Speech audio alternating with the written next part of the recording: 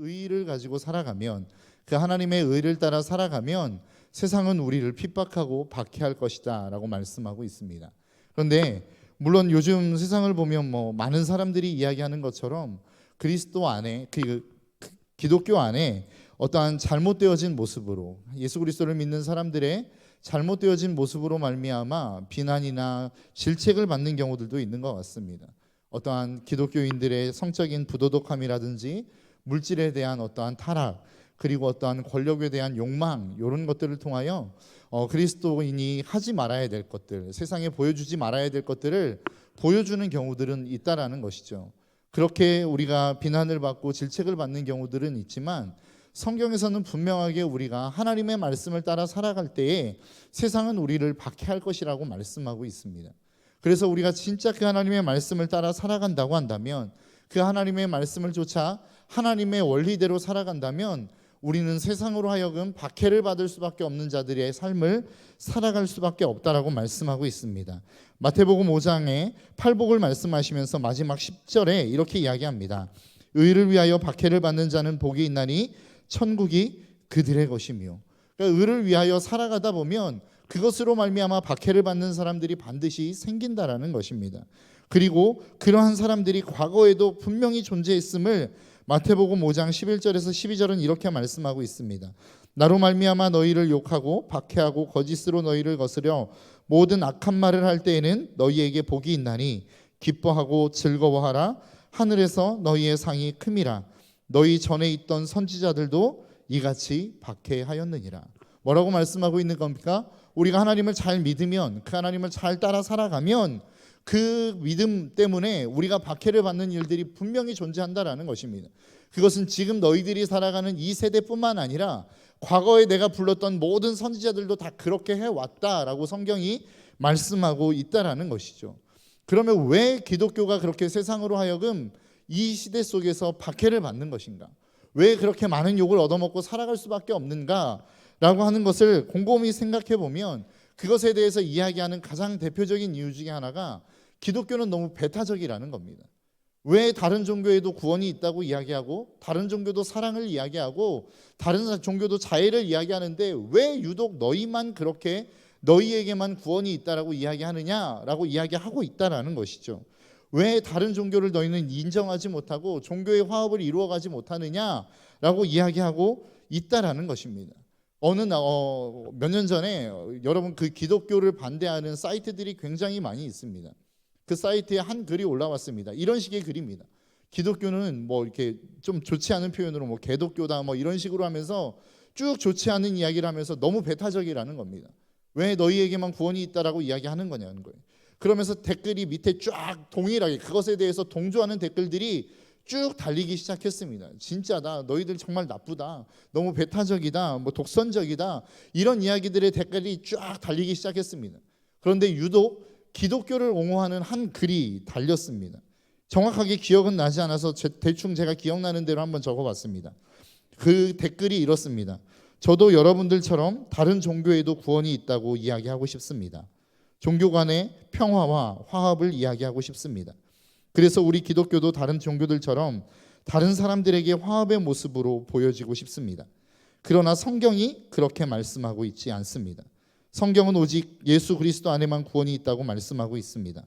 우리가 믿고 있는 예수님, 그리고 그분이 말씀이 담겨 있는 성경이 그렇게 말씀하고 있는데 우리가 어떻게 다른 이야기를 할 수 있을까요? 우리가 다른 종교에게도 구원이 있다고 이야기했는데 이런 기독교의 말을 들은 사람들이 마지막 심판날에 다들 구원을 받지 못한다면 이것은 누구의 책임일까요? 그래서 저희도 종교의 화합을 이야기하고 싶지만 그럴 수 없는 것입니다. 여러분 어떻게 생각하십니까? 우리가 어떠한 복음에 있어서 우리는 절대 타협하지 말아야 될 선들이 있습니다. 하나님께서 우리를 구원하셨고 그 복음의 구원으로 말미암아 우리는 오직 예수 그리스도로만 구원을 얻을 수 있습니다라고 하는 그 복음의 본질에 있어서만큼은 우리는 절대 세상과 타협하지 말아야 된다라는 것이죠. 여러분 그렇다면 우리가 복음 했을 때 그 복음은 여러분 무엇이라고 생각하십니까? 우리가 보통 이야기할 때 여러분 복음이 무엇입니까? 라고 하면 머릿속에는 막 맴돌지 않습니까? 아, 복음은 그런 거야. 이해는 되시죠? 그런데 그럼 복음이 뭐야? 설명해 보라고 하면 여러분 설명이 잘 되십니까? 그렇지 않죠. 그래서 복음에 대해서 좀 한번 짚고 넘어가 보고 싶습니다. 우리가 복음에 대해서 간단하게 좀 이야기 한번 해보자면 하나님께서 천지 만물을 만드셨습니다. 그리고 온 천지 만물을 인간으로 하여금 다스리게끔 만들어 주셨습니다. 그런데 인간이 타락을 했죠. 그리고 난 다음에 어떤 일들이 벌어졌습니까? 하나님이 이제는 그 인간, 타락한 인간에 대한 구원의 계획들이 시작되어졌다라는 것입니다. 그래서 예수 그리스도를 이 땅 가운데 보내시고 우리의 죄로 말미암아 십자가에 달려 죽게 하시고 그리고 그 십자가에 달린 예수를 부활케 하셔서 승천까지 하게 하신 하나님, 그 예수 그리스도를 믿는 자마다 하나님의 자녀가 되는 권세를 주셨다. 이것이 복음이라는 것입니다. 그러니까 복음은 크게 생각하면 한 4가지 정도로 요약할 수 있습니다. 첫 번째는 하나님이 이 땅을 창조하셨다라는 것입니다. 여러분 이 사실을 믿으십니까? 하나님이 천지 만물을 창조하셨다라는 거예요. 그러면 하나님이 이 천지 만물을 창조하셨다라고 하는 사실이 뭐가 그렇게 중요한가라고 하는 것입니다. 왜 그렇게 천지 만물을 창조하셨다라고 하는 사실을 우리가 중요하게 여겨야 되는가? 창세기 1장 1절에 보면 뭐라고 선포하고 시작합니까? 태초에 하나님이 천지를 창조하시니라. 왜 성경의 가장 첫 구절에 그 말씀을 선포하고 있을까요? 여러분들의 삶을 살아가다 보면 여러분들의 삶의 현실들이 결코 녹록하지 않지 않습니까? 너무나도 힘든 삶을 우리는 살아가고 있지 않습니까? 믿음을 지키기 어렵고 그 믿음을 따라 살아가는 것은 더 어려운 시대를 우리는 살아가고 있습니다. 그래서 우리가 우리의 삶의 자리에 딱 섰을 때 우리를 두렵게 하고 우리를 위협하는 수많은 사람들을 우리는 만나게 되어진다라는 것입니다. 그것이 어떤 경우에는 직장 상사이기도 하고 어떤 경우에는 그것이 우리가 하는 어떤 일이 될 수도 있을 것 같습니다. 어떠한 우리의 마음과 우리의 삶을 그리고 우리의 생각들을 두렵게 하는 수많은 것들이 우리의 삶 속에는 우리의 삶의 주변에는 존재하고 있다라는 거예요. 그러면 하나님이 왜 그것 가운데 창조주이신 것이 중요한 것인가? 간단합니다. 그 우리를 두렵게 하는 그 존재 자체도 하나님이 창조하셨다라는 것입니다. 그러니까 우리는 그것들을 두려워할 필요가 없다라는 것이죠. 왜요? 그것도 하나님의 피조물일 뿐이기 때문에 그렇다라는 것입니다. 그래서 우리는 하나님이 이 땅을 창조하셨다라고 하는 그 사실이 우리에게 있어서는 복음이라는 것입니다. 그런데 그 인간이 어떻게 되었습니까? 타락해버렸다라는 것입니다. 하나님의 말씀을 어기고 그 하나님의 명령을 지키지 아니함으로 말미암아 절대적으로 타락해버리는 존재가 되었다라고 하는 것입니다. 이것을 칼빈은 뭐라고 이야기하고 있냐면 인간의 전적 타락이라고 이야기합니다. 그러니까 인간이 어떤 행위를 한다 할지라도 그 행위는 악할 수밖에 없다라는 것입니다. 왜요? 그 존재 자체가 악하기 때문이라는 것입니다. 그래서 우리는 사람을 믿어서는 안 됩니다. 사람이 그렇게 완벽한 존재가 아니기 때문에 그렇습니다. 어떤 분들은 막 그렇게 이야기하는 사람들이 있습니다. 어떻게 교회가 그럴 수 있습니까? 그럴 수 있습니다. 왜요? 타락한 인간이 모여서 만들어진 공동체이기 때문에 연약할 수밖에 없습니다. 부족할 수밖에 없습니다. 문제가 일어날 수밖에 없습니다. 그것이 아무리 하나님을 믿는 사람이라 할지라도 그 존재 자체가 연약하기 때문에 그럴 수밖에 없다라는 거예요. 우리는 이 사실을 인정하고 나아가야 된다라는 것입니다. 그리고 그것이 옆에 사람이라도 그 부족한 모습이 보인다면 아 그럴 수 있지 원래 그런 존재니까 라고 하고 넘어갈 수 있다라는 거예요. 그리고 더 나아가 나에게도 마찬가지입니다. 여러분의 인생 가운데 여러분들이 삶을 살아가는 가운데 수없이 많이 결단하지 않습니까? 결단함에도 불구하고 어떤 일들이 일어납니까? 날마다 그 결단이 무너지는 것들을 우리는 보게 되어지지 않습니까? 왜 그렇습니까? 인간이 원래 그런 존재입니다. 원래 그렇게 전적으로 타락했고 부족한 존재라는 거예요. 그러니까 우리는 인간이라고 하는 존재를 믿을 수 있는 존재가 아니라는 것입니다. 그렇게 우리는 타락했고 부족하고 연약한 존재라고 하는 사실을 우리는 인정하며 나아가야 된다라는 것이죠. 그리고 그러한 인간을 위해서 하나님이 어떻게 하셨습니까? 예수 그리스도를 이 땅 가운데 보내셨다라는 것입니다. 그래서 그 하나밖에 없는 독생자를 주님이 십자가에 달려 죽게 하시고 그리고 다시 부활케 하시고 살리셨다라는 거예요. 그리고 이 예수 그리스도를 믿는 자마다 누구든지 다 한 사람도 빠짐없이 구원하신다. 이것이 복음이라는 것입니다. 우리는 이 복음을 붙들고 있습니다. 그리고 예수 그리스도를 믿는 사람이라면 그리고 이 복음을 붙드는 사람이라고 한다면 이 네 종류의 이야기들을 우리는 절대 그 어떠한 종류와도 타협해서는 안 된다라고 하는 것입니다. 사도 바울도 이것에 대해서 절대 타협할 수 없음을 갈라디아서 1장 8절에서는 다음과 같이 말씀하고 있습니다. 그러나 우리나 혹은 하늘로부터 온 천사라도 우리가 너희에게 전한 복음 외에 다른 복음을 전하면 저주를 받을지어다. 바울이 지금 무엇이라고 이야기하는 것입니까? 내가 너희들에게 복음 전해줬지. 그런데 그 복음 말고 다른 복음을 전하는 사람이 있느냐? 그러면 그가 만일 하늘에서 온 천사라 할지라도 그가 저주를 받을 것이다 라고 이야기하고 있습니다. 그러니까 바울은 그 복음의 본질에 있어서는 절대 타협이 없었습니다. 여러분, 저와 여러분들의 삶이 그래야 될 줄 믿습니다. 하나님께서 우리에게 주신 복음이 있습니다.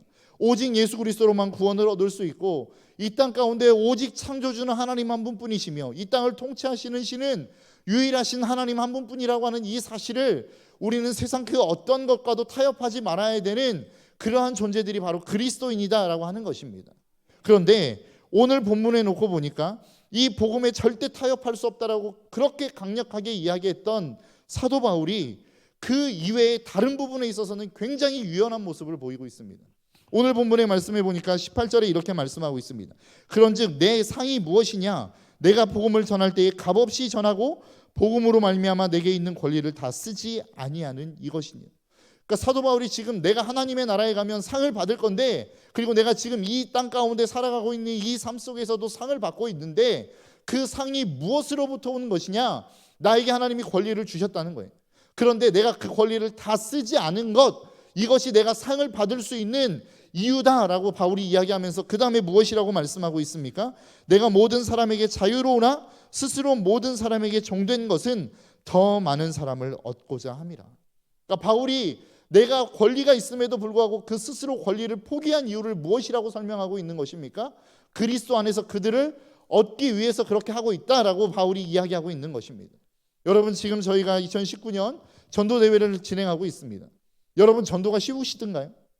여러분, 전도를 하면 사람들이 굉장히 좋은 복음이네요, 감사합니다, 저에게 이 복음을 주셔서 제가 정말로 예수 잘 믿겠습니다, 뭐 이렇게 나오던가요? 그렇지 않죠. 미쳤냐고 이야기하고 제정신이냐고 이야기하고 너나 잘 믿으라고 이야기하고 뭐 이렇게 이야기하지 않습니까? 전도라고 하는 것 자체가 결코 쉽지 않습니다. 그래서 여러분들이 쓰시는 방법이 뭐예요? 대부분 교회 안에 전도하면 전도의 대상자가 딱 결정이 되면 하는 것들이 무엇입니까? 그들의 비율을 맞춰주기 시작합니다. 그래서 뭐 먹을 것이 있다면 뭐 맛있는 것도 사주고, 뭐 어떠한 내가 도울 수 있는 범위 안에서 최대한 도우려고 하지 않습니까? 왜 그렇습니까? 그의 연약함을 도움으로 말미암아 그 마음을 조금이라도 열기 위해서 아닙니까? 여러분, 복음의 전도라고 하는 것, 바울이 그랬다라는 거예요. 내가 복음을 증거하기 위해서 지금 내 삶 가운데 주어진 권리, 내가 굳이 너희들에게 굽신거리지 않아도 되는데 내가 너희들에게 종노릇하고 있다라는 거예요. 왜냐? 내가 너희들을 복음 안에서 좀 얻고 싶은 마음이 있기 때문이라고 사도 바울은 이야기하고 있는 것입니다. 여러분, 복음이라고 하는 것들, 우리가 그 복음을 받았다라고 한다면 이 복음은 우리가 반드시 누군가에게 전해야 되는 의무를 가지고 있습니다. 그렇다면 그 의무를 가지고 있는 저와 여러분들이 어떠한 방법으로 그 복음을 전할 것이냐는 거예요. 뭐 길거리에 나가서 예수 복음, 뭐 불신지옥 막 이렇게 외치실 겁니까? 외치셔도 괜찮습니다. 그러나 그것보다 더 좋은 방법이 있다면 더 좋은 방법을 가지고 나아가야 되지 않겠습니까? 지금 사도 바울이 쓰고 있는 방법이 무엇입니까?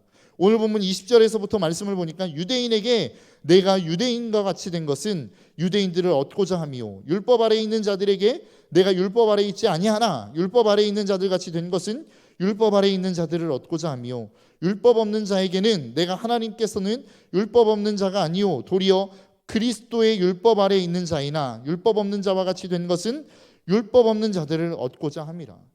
여러 가지로 이야기하지 않습니까? 내가 유대인에게는 유대인과 같이, 율법 없는 자들에게는 율법이 없는 자들과 같이, 율법 있는 자들에게는 율법 있는 자들과 같이 내가 그들을 그렇게 대하고 있다는 거예요. 왜요?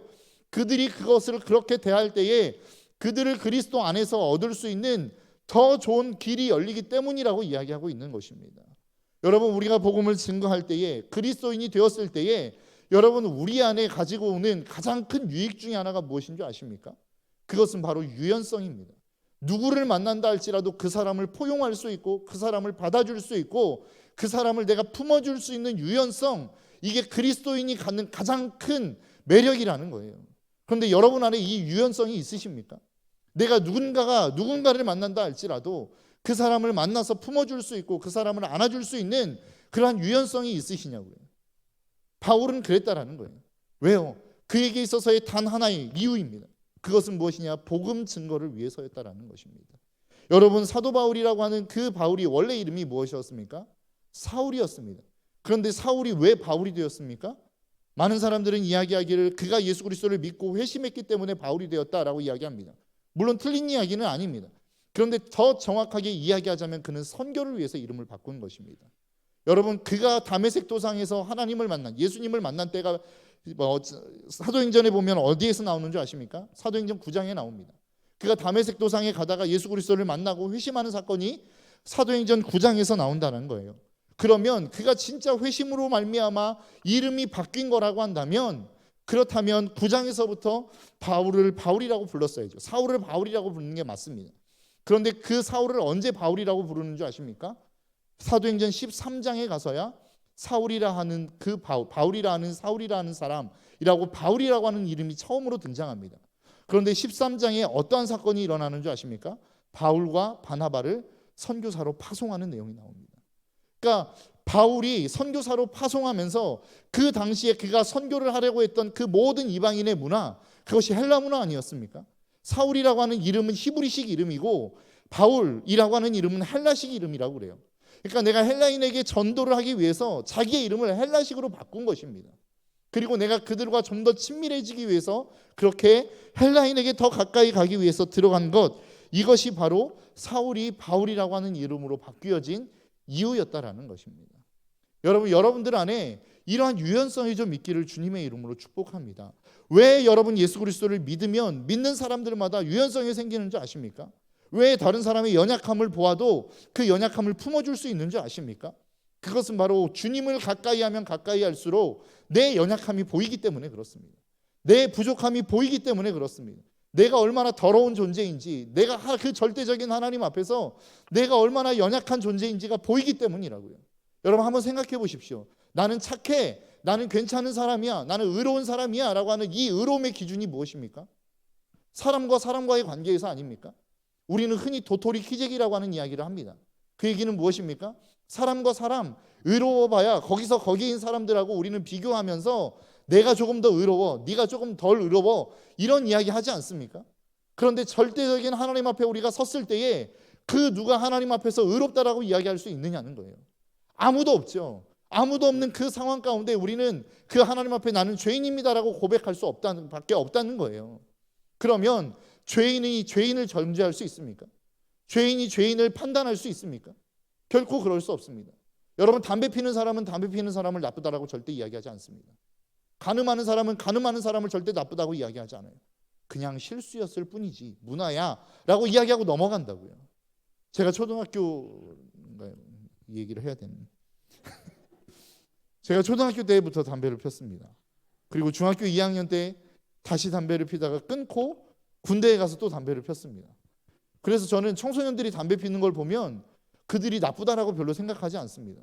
왜요? 저는 제가 중학교 때 담배를 피면서 나는 나쁜 놈이야 뭐 이런 생각하면서 펴본 적이 별로 없어요. 그 얘기는 무엇입니까? 내가 비행을 하면 그 비행하는 그 자체에 대해서 다른 사람도 그것을 나쁘다라고 별로 평가하지 않는다는 거예요.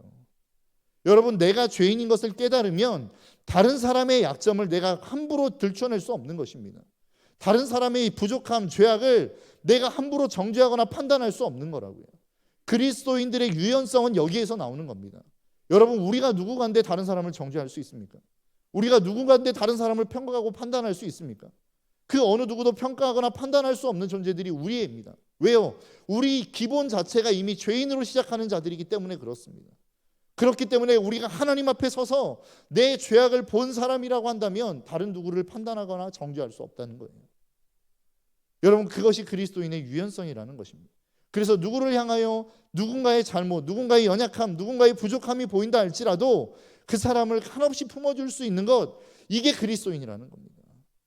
그런데 여러분 안에 이러한 유연성이 있으십니까? 우리는 이것이 조금 뒤바뀐 것 같아요. 절대 타협하지 말아야 될 복음에 대해서는 너무나도 쉽게 타협해 버립니다. 야, 그냥 하나님이 전부냐? 하나님이면 다냐? 그러면 그냥 그 분위기에 편성해서 다는 아니어도 이렇게 그냥 넘어가지 않습니까? 그런데 내 자존심을 건들거나 내 앞에서 무엇인가 내 이익에 반하는 것이 생기면 품어주지 못하고 막 화를 내죠. 우리는 타협하지 말아야 될 것들을 적당하게 타협해버리고 그냥 타협하고 품어줘도 되는 것들을 너무나도 그냥 넘어가지 못하는 모습들이 우리 가운데 있지 않더냐라고 하는 것입니다. 여러분, 우리가 전도를 하는 그 전도의 대회 가운데 있습니다. 그 전도를 진행하며 나아가는 데 있어서 정말로 중요한 게 무엇입니까? 우리의 것들을 내려놓는 것입니다. 내 권리를 포기하는 것입니다. 내가 주장할 수 있는 그 권리들을 내려놓는 것, 이것이 우리가 전도의 현장에 있어서 가장 중요한 사역이라고 저는 생각합니다. 그래서 이번 전도대회를 통하여 저와 여러분들의 삶 속에 주어진 권리를 포기함으로 말미암아 수많은 영혼들을 얻을 수 있는 저와 여러분들의 삶이 될 수 있기를 주님의 이름으로 축복합니다. 그런데 이것이 전도에 국한되어지지만은 않는 것 같습니다. 여러분, 저는 이 이야기를 교회 안으로 좀 들고 와서 이야기하고 싶습니다. 여러분, 교회 안에 수많은 다른 모습들이 있습니다. 그리고 그 다른 달란트를 가진 사람들이 모여서 결국은 교회를 세워가는 것이죠. 그런데 그 다른 달란트를 가지고 있는 사람들을 우리가 인정하지 못하면 어떤 일들이 벌어질까요? 그거는 한 분야로 기울어지는 일들이 일어날 수밖에 없습니다. 기도를 열심히 하는 사람에게 자기는 말씀의 은사가 있다고 해서 너 기도 그만하고 말씀 묵상해 이러면 말씀은 왕성할지 모르겠지만 기도가 죽어가는 일들이 일어나죠. 여러분, 이것입니다. 우리의 삶 속에 주어진 우리의 달란트를 최대한 개발할 수 있도록 우리가 힘있게 돕고 그것들을 위로하고 격려하고 부추겨주는 것들이 우리에게 필요하지 않겠느냐라고 하는 거예요. 여러분, 교회가 성장할 때에, 그리고 교회가 부흥해 갈 때에, 초대교회 안에 그러한 부흥의 놀라운 왕성함들이 있을 때에 말씀의 왕성함도 있었지만 각자의 자리에서 각자의 달란트와 은사를 가지고 섬기는 일들이 분명하게 존재했었다라는 것입니다. 여러분, 우리 신덕교회가 저는 그러한 공동체가 될 수 있었으면 좋겠습니다. 여러분, 새벽 기도회를 하다 보니까 문태식 목사님이 그런 말씀하시더라고요. 교회 안에 연약한 사람들이 있습니다. 그 연약한 사람들이 누구입니까? 새신자라고 이야기하시더라고요. 왜냐하면 오래되신 기존의 신자들, 기존의 성도님들은 이미 관계가 형성되어 있는 거예요.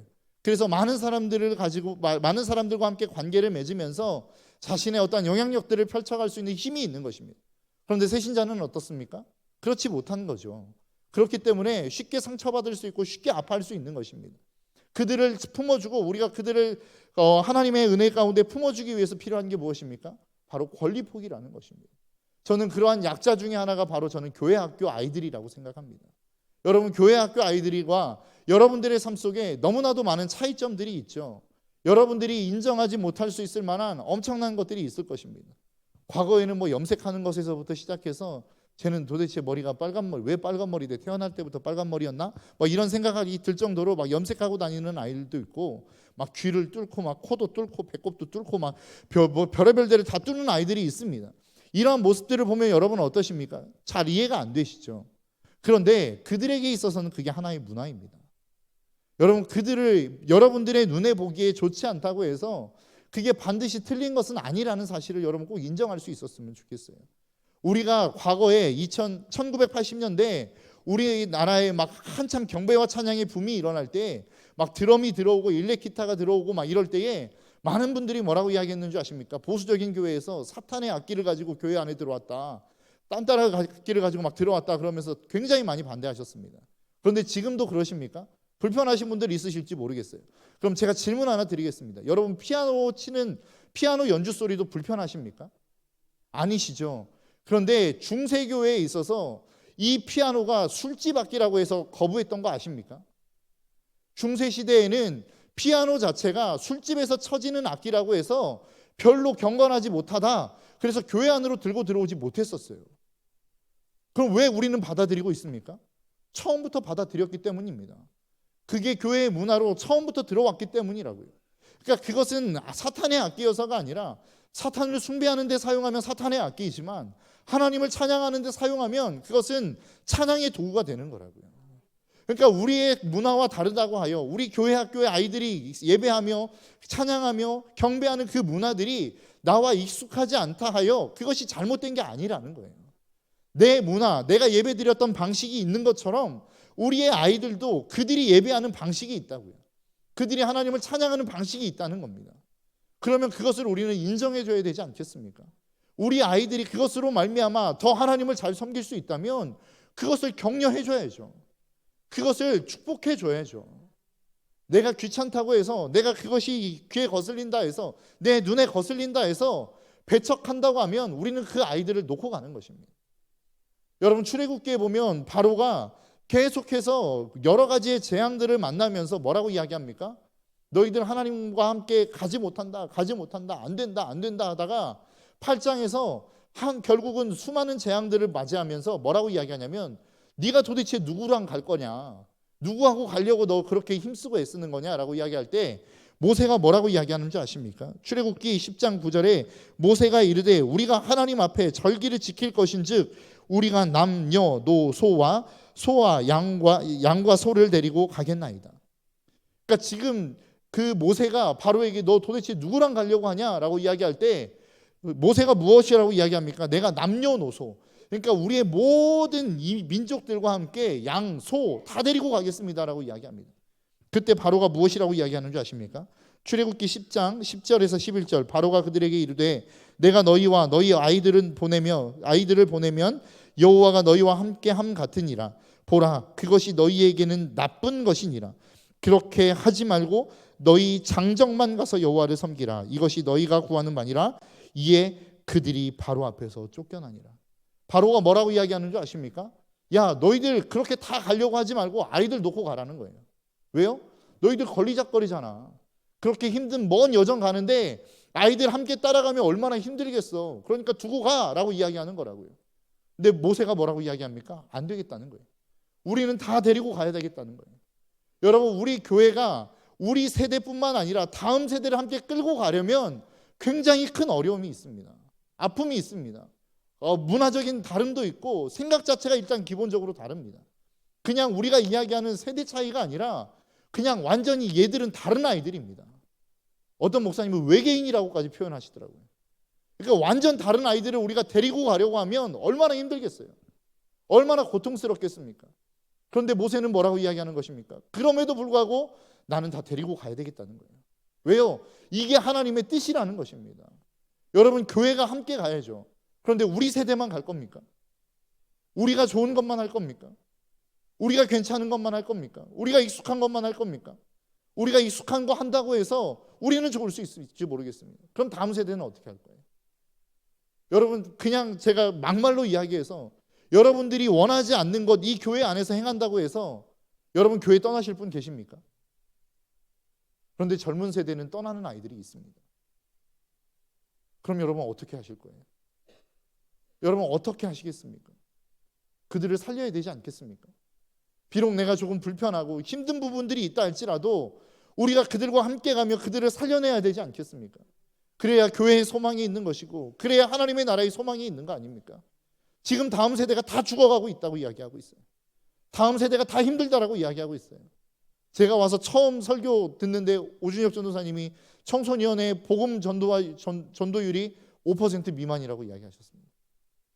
그러니까 그 아이들은 미정도 전도과 동일하다라는 말씀을 하셨죠. 그러면 우리는 그 세대에 대한 중요성은 우리는 다 알고 있어요. 그들과 함께 가야 되고 그들에게 복음이 증거되어야 된다는 사실을 우리는 다 알고 있다고요. 그런데 그거에 대해서 우리가 대가 지불할 여러분 각오가 되어 있으십니까? 내가 불편하다 할지라도 그것을 받아들이고 그것을 수용해 줄 여러분들의 마음 자세가 결단이 서 있으십니까? 여러분, 교회가 성장하고 부흥하는 데 있어서는 반드시 권리 포기하는 사람들이 있었습니다. 사도행전 6장에 보니까 교회가 부흥하기 시작하니까 문제가 생기기 시작했어요. 어떤 문제가 생겼냐면 헬라파 과부들이 계속해서 구제에 빠지기 시작하는 거예요. 구제에 빠지면서 어떤 일들이 벌어졌느냐? 헬라파 사람들이, 헬라파 유대인들이 불만을 갖기 시작하는 겁니다. 왜 자꾸 우리 과부만 빠뜨리는 거야? 너희들 지금 뭐 하는 건데? 막 이런 생각들이 들지 않았겠습니까? 그때에 제자들이 어떻게 했습니까? 우리가 말씀과 기도하는 것을 제껴두고 이런 일 하는 거 옳지 않다. 너희들 7 집사 세워라. 그래서 7 집사를 세웁니다. 그 7 집사의 이름이 사도행전 6장 5절에서 이렇게 기록합니다. 온 무리가 이 말을 듣고 기뻐하여 믿음과 성령이 충만한 사람 스데반과 또 빌립과 브로고로와 니가노르와 디몬과 바메나와 유대교에 입교했던 안디옥 사람 니골라를 택하여 7 집사를 세웠다는 거예요. 그런데 그 7 집사의 이름을 보니까 다 이름이 어떤 식이냐면 헬라식 이름이랍니다. 헬라파 유대인들의 과부들이 자꾸 빠져가지고 불만이 제기가 되었죠. 그래서 그러면 7 집사 세워라 해가지고 집사를 세웠는데 히브리파 유대인들을 세운 게 아니라는 거예요. 계속해서 히브리파 유대인을 세우면 계속해서 헬라파 사람들이 빠질 위험이 있으니까 그냥 그 자리를 다 헬라파 유대인으로 채워버린 거라고요. 니들이 알아서 해라. 우리는 빠지면 어쩔 수 없이 받아들이겠다. 그리고 난 다음에 초대교회의 다른 아무런 일들, 그러한 것에 대한 잡음이 사라진 것 아닙니까? 여러분, 교회 안에서도 마찬가지입니다. 왜 자꾸만 잡음이 일어납니까? 내 권리를 주장하기 때문이라는 거예요. 나는 이게 좋은데, 나는 이걸 원하는데, 나 이거 하고 싶은데, 너희들 그거 잠시 뒤로 하고 우리가 원하는 거 하자. 그럴 수 있습니다. 그러면 이 세대는 당장 좋을 수 있을지 모르겠어요. 여러분, 다음 세대 어떻게 하시겠습니까? 다음 세대는 그냥 포기하고 넘어가시겠습니까? 그렇게 해서는 안 되겠죠. 여러분, 저는 우리 교회가 정말로 다음 세대로 말미암아 충만해지는 교회가 될 수 있었으면 좋겠습니다. 다음 세대가 마음껏 뛰어놀고 다음 세대가 마음껏 찬양하고 하나님을 마음껏 예배할 수 있는 다음 세대가 될 수 있었으면 좋겠어요. 이 일들이 이루어지기 위해서 기존에 계셨던 여러분들의 인정하심이 필요한 겁니다. 그들을 축복해주고 그들을 독려해주고 그들에게 힘을 북돋아주는 여러분들의 축복이 필요한 거라고요. 찬양을 듣기 괴로우십니까? 그럼 맛있는 거 사주시면서 더 크게 찬양해라 막 이렇게 하십시오. 그럼 지들은 무슨 얘기 하는지 압니다. 여러분들이 무엇인가 불편한 모습들이 있으십니까? 그러면 그것을 가지고 더 좋은 것, 더 많이 해봐라 격려해 주신다면 저는 다음 세대가 충분히 살아날 수 있을 거라 생각합니다. 여러분, 자녀들이 태어나면 여러분 어떻게 하십니까? 아이들이 태어나자마자 자, 일어서야지, 자, 한 발짝 걸어봐, 뭐 이렇게 가십니까? 아니죠. 그냥 안아주잖아요. 울면은 젖 먹여주고 그냥 아이들의 필요를 다 채워주잖아요. 왜요?